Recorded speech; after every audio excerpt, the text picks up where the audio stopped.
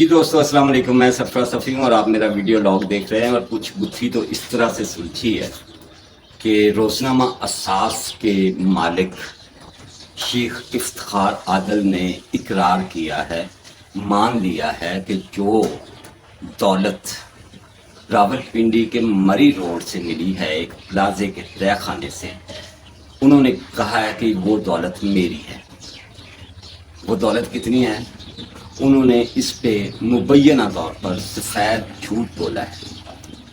کہنے والے کہتے ہیں کہ وہ دولت 9 ارب روپے تھی، جس میں ڈالر، ریال اور پاؤنڈ سٹرلنگ بھی تھے، لیکن شیخ افتخار عادل نے اس رقم کو صرف اور صرف 40 کروڑ روپیہ کہہ دیا ہے۔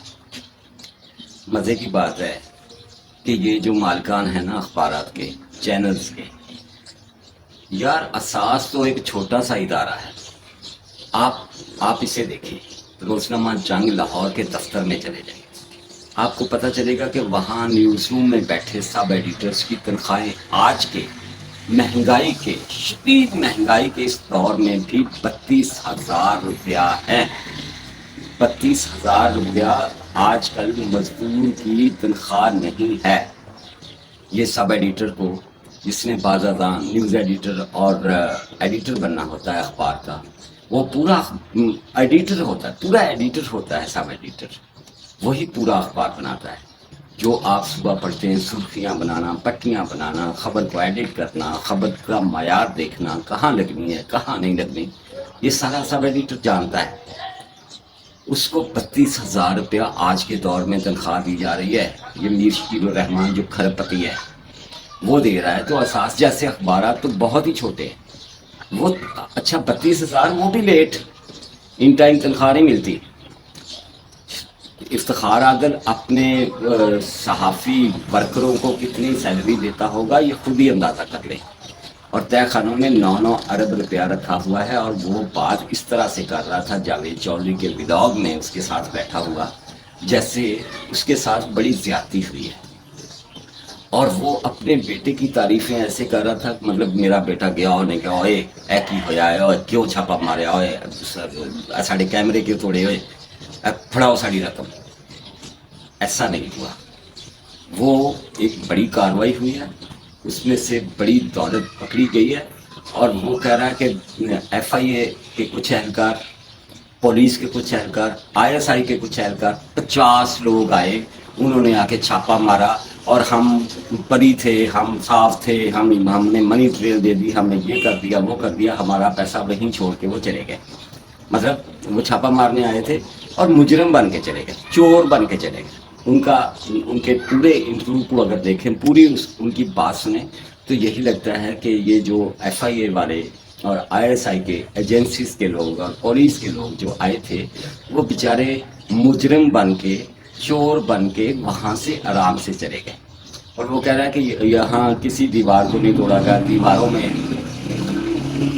سوری باہر بیٹھا ہوں نا تو ٹریفک تو ہوگی، وہ کہہ رہے ہیں کہ دیواروں کے اندر کوئی لاکر نہیں تھے، لاکر تو باہر ہی پڑے ہوئے تھے، مطلب سڑک پہ رکھے ہوئے تھے نا باہر لا کے، اور میرے بیٹے نے وہ لاکر کھولے اور لاکر کھول کے سارے پیسے دکھا دیے، اور ہماری مجبوری ہوتی ہے، میں الحرم سٹی پروجیکٹ کا مالک ہوں، ہاؤسنگ سوسائٹی کا مالک ہوں، اور یہ ہے وہ ہے، میرا موقف آج بھی یہی ہے کہ ان لوگوں کے پاس کالا دھن ہے۔ مطلب حالات آپ دیکھیں، ذرا اندازہ کریں کہ یہ جو 16 مہینے کی شوباز کی حکومت تھی اور 16 ہی پارٹیاں اس کے ساتھ تھیں، بما پیپلز پارٹی، یہ 10 ارب روپے کے، یہ مریم اورنگزیب، یہ جو منسٹر انفارمیشن تھی، وہ جسے چھڈو، میں اسے قسم کا شڈ نہیں کہنا، لوگ کہتے ہیں، وہ 10 ارب روپے کے اشتہارات ان میڈیا مالکان کو دے گئے۔ صرف 16 مہینے میں 10 ارب روپے کے اشتہارات دے گئے۔ اس سے پیچھے چلے جائیں، عمران خان کی حکومت میں اتنے ہی پیسے، تقریباً اتنے ہی پیسے ان میڈیا مالکان کو اشتہارات کی مد میں دیے گئے۔ یہ سیلریز لوگوں کو نہیں دیتے، یہ اپنی سوسائٹیز بناتے ہیں، یہ اپنی ہاؤسنگ سوسائٹیز بناتے ہیں، یہ بلیک منی کا بزنس کرتے ہیں، یہ پیسہ سرکار سے لیتے ہیں اور اسے خرچ اپنی مرضیوں سے کرتے ہیں. جن لوگوں کے لیے وہ پیسہ ملا ہوتا ہے, جن اداروں کے لیے وہ پیسہ ملا ہوتا ہے, ان اداروں پہ خرچ نہیں ہوتا. تنخواہ ہی نہیں دیں یار. 3-3 4 مہینے اخباراں دے دفتراں دے وچ, چینلاں دے دفتراں دے وچ تنخواہ ہی نہیں ملدیاں. یہ لوٹ مار, اس کا حساب پتہ نہیں کس نے لینا ہے, کس سے لینا ہے, کب لینا ہے, کب. یہ ان میڈیا مالکان کا احتساب کب ہوگا؟ کوئی میڈیا مالکان میں سے کوئی ایک رکن پکڑا جاتا ہے تو ہم جرنلسٹ لوگ پریس کلبوں کے باہر اس کے لیے مظاہرے شروع کر دیتے ہیں. اس کی پیشی ہوتی ہے عدالت میں تو وہاں پہنچ جاتے ہیں. ہم اسے رہا کرانے تک, یہ میر شکیل الرحمان کے ساتھ جو عمران خان کی حکومت میں ہوا اور جس طرح سے صحافی برادری نے شکیل الرحمان کا ساتھ دیا, اگر اسے احساس ہو, ان میڈیا مالکان کو احساس ہو, تو کوئی جرنلسٹ آج کے دور میں, مہنگائی کے دور میں 32,000 روپیہ تنخواہ لے. یہ ان لٹیروں پر ہاتھ نہ جانے کب کس نے ڈالنا ہے. دوسری اہم ترین خبر جو ہے وہ یہ ہے کہ اس خبر کو ابھی مطلب آپ دیکھ سکتے ہیں کہ شیخ افتخار عادل کے کیسے کیسے سفید جھوٹ جو ہیں وہ آپ جاوید چودھری کے ولاگ پہ جا کے دیکھ سکتے ہیں. میں زیادہ اس پک میں اپنا ٹائم ویسٹ نہیں کرنا چاہ رہا اور نہ آپ کا ٹائم ویسٹ کرنا چاہ رہا ہوں. دوسری اہم ترین خبر یہ ہے کہ جناب نیب کے فوجی سربراہ نے, فوجی آفیسر سربراہ نے کہا تھا چیف آف آرمی اسٹاف کو کہ یار نیب کے جو یہ چھاپے ہیں نا, یا نیب کے اہلکار جو ہیں یہ کمزور لوگ ہیں, ہمیں طاقتور لوگ چاہیے, ہمیں ڈنڈے والے اور ٹوکے والے لوگ چاہیے. انہوں نے اپلیکیشن کی تھی چیف آف آرمی اسٹاف کو کہ نیب کے لیے کم از کم 1 میجر جنرل, کم از کم 2 بریگیڈیئر, 2 کرنل اور 3 میجر رینک کے آفیسر چاہیے تاکہ ہم تگڑا ہاتھ ڈال سکیں ان لٹیروں کے خلاف. ان کی اپلیکیشن پر عمل درآمد ہوا ہے اور کچھ نام سامنے آئے ہیں جو فوجی آفیسرز نیب کو دیے گئے ہیں تاکہ ڈنڈا زور سے گھمایا جائے. اور نیب کے یہ کیسز نئے کھلے ہیں, یہ جو عمر عطا بندیال کھول کے گیا ہے, آصف زرداری کے, نواز شریف کے, مریم نواز کے, شہباز شریف کے اور دوسرے بہت سے لوگوں کے, یہ کیسز بھی ڈیل کریں گے, ہینڈل کریں گے نیب میں بیٹھے ہوئے فوجی افسران. اچھا, فوج کے حوالے سے فوج بڑی بدنام ہوئی قمر جاوید باجوہ کے دور میں, اس سے پہلے کیانی کے دور میں, اس سے پہلے یہ مطلب جناب فیض حمید جیسے لوگوں نے فوج کو کافی حد تک بدنام کیا. فوج کی ساکھ کو بہتر بنانے کے لیے اب یہ کہا جا رہا ہے کہ جو لوٹ مار ہے جہاں جہاں بھی جس طرح کی ہے وہ سامنے لائی جائے, ان لوگوں کو پکڑا جائے اور فوج پکڑے تاکہ فوج کا امیج بلڈ ہو اور پھر سے پاک آرمی زندہ باد کے نعرے مارنے والے جو ہیں وہ سامنے آئیں. ایک اور بہت اہم ترین خبر یہ ہے کہ چیف آف آرمی اسٹاف نے بلائے فارن ایکسچینج کا بزنس کرنے والے.